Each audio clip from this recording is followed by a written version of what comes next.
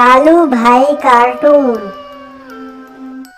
एक धड़कनपुर नाम का शहर था जहाँ दो अच्छे दोस्त रहते थे जिनका नाम बंटी और बबली था। एक दिन बंटी बबली से कहता है, यार बबली, बहुत दिनों से कहीं घूमने नहीं गए, चलो कहीं चलते हैं पिकनिक मनाने। तब बबली बोलता है, अच्छा चलो चलते हैं झुनझुन जंगल में घूमने के लिए, बहुत मजा आएगा वहां पर। फिर कुछ देर बाद बंटी अपने ड्राइवर कालू भाई और अपने दोस्त बबली के साथ चल देते हैं झुनझुन जंगल की ओर गाना गाते हुए।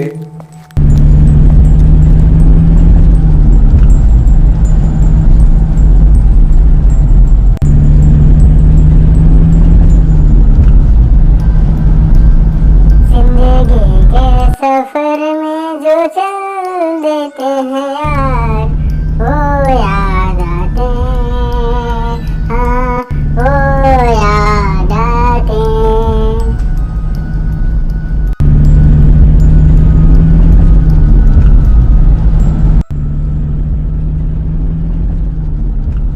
फिर इन तीनों को जाते जाते रात में ही एक सुनसान जगह में अचानक गाड़ी खराब हो जाती है, जिससे ये तीनों बहुत परेशान हो जाते हैं। अब क्या होगा इस सुनसान सी जगह में। तभी बंटी की नज़र एक बहुत पुराने होटल में पड़ती है। तब बंटी कहता है, चलो वहाँ पर चलकर देखते हैं, शायद आज रात रुकने का कुछ सहारा मिल जाए। फिर ये तीनों चल पड़ते हैं उस पुराने होटल की ओर। होटल के नज़दीक पहुंचने पर सामने गेट में एक पहरेदार बैठा होता है। तब कालू भाई पूछते हैं, हेलो अंकल, क्या यहाँ पर हमारे दो मालिक को एक रात के लिए रूम मिल जाएगा? फिर वह पहरेदार बोलता है, हाँ क्यों नहीं, मैं और हमारे मालिकिन वर्षों से इस रास्ते में कस्टमरों का इंतजार कर रहे हैं ताकि हमारे इस सुनसान होटल में आवाजें गूंजती रहे।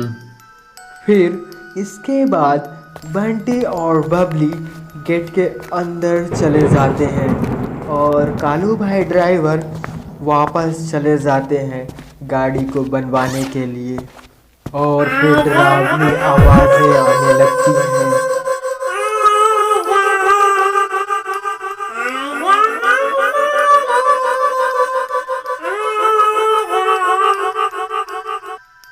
होटल के दरवाजे के नज़दीक पहुंचने पर एक लड़की वहां पर बैठी हुई होती है जो बंटी बबली से कहती है, आखिरकार आ ही गए हमारे नए कस्टमर। आप लोग चिंता मत करिएगा, मैं आप दोनों की बहुत अच्छे से खातिरदारी करूंगी।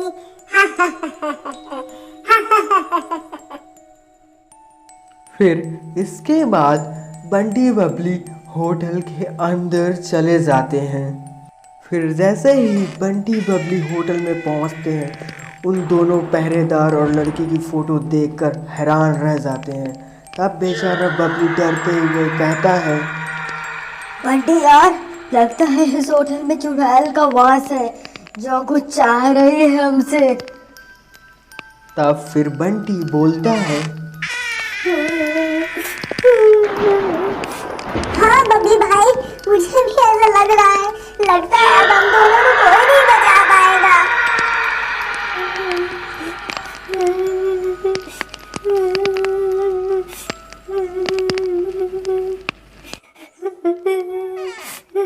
इतना कहते ही तभी अचानक उस फोटो से एक लड़की का सर निकलकर गाना गाने लगता है।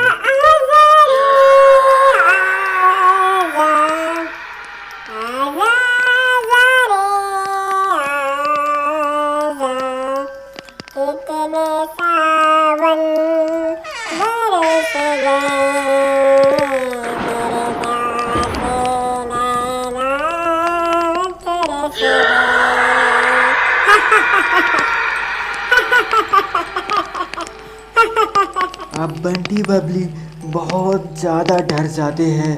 तभी अचानक उस तस्वीर से एक चुड़ैल निकल आती है और बंटी बबली के पास नज़दीक आकर कहती है,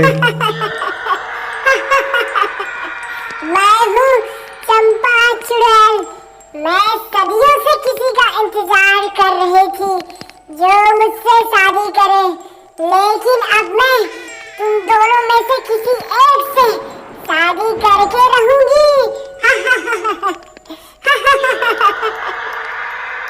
इतना कहकर चंपा चुड़ैल वहाँ से गायब हो जाती है और बेचारे बंटी बबली दौड़ते हुए होटल से बाहर भागने लगते हैं। तभी इनको चंपा चुड़ैल एक पिंजरे में कैद कर देती है। तब बंटी बेचारा रोते हुए कहता है, बबली भाई, लगता है अब हमें कालू भाई ही बस बचा सकते हैं।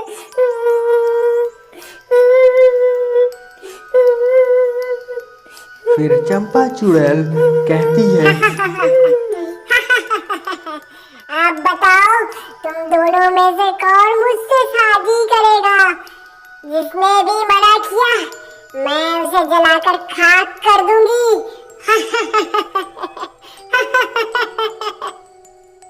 फिर जिससे बबली डर के मारे कहता है चंपा चुड़ैल से, नहीं चंपा चुड़ैल, हमें माफ कर दीजिए।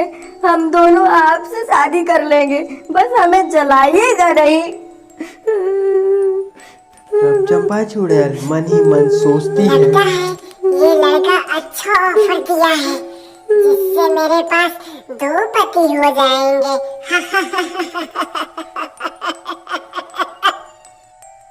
फिर चंपा चुड़ैल बंटी बबली को पिंजरे से आज़ाद कर देती है और अपनी शादी करवाने की तैयारी में जुट जाती है।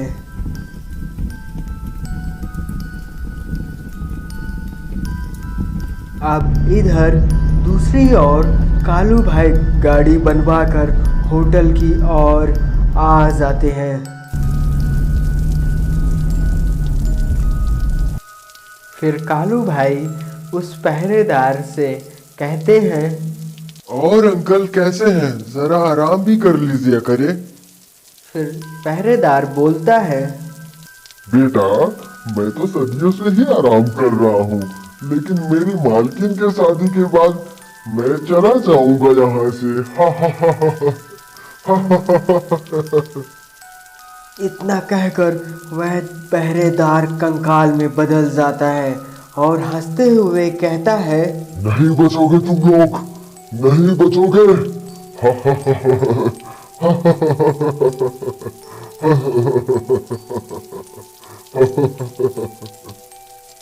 तो कंकाल उड़ते हुए वहां से भाग जाता है और कालू भाई भी दौड़ते हुए जल्दी से होटल के अंदर पहुंच जाते हैं। फिर कालू भाई उस चुड़ैल को देखते हुए कहते हैं, ए रुक जा चुड़ैल, तुझे क्या चाहिए?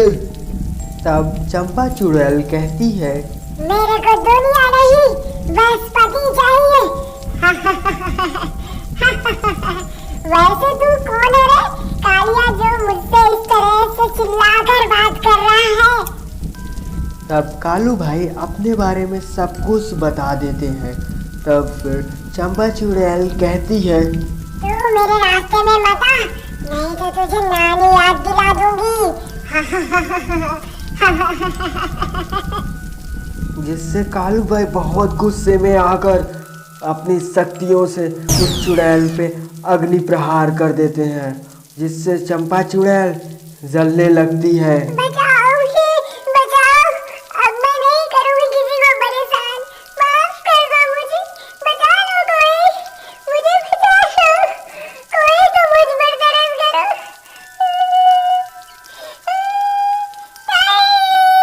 फिर इस तरह चंपा चुड़ैल का खात्मा हो जाता है और बंटी बबली फिर खुशी खुशी ये तीनों वापस चले जाते हैं। इस कहानी से हमें यह सीख मिलती है, हमें किसी को भी परेशान नहीं करना चाहिए, चाहे इंसान हो या जानवर, क्योंकि ऊपर वाला अच्छाई और बुराई सब देख रहा होता है। यदि वीडियो थोड़ी भी अच्छी लगी हो प्लीज़ सब्सक्राइब लाइक करिएगा। Thank you for watching.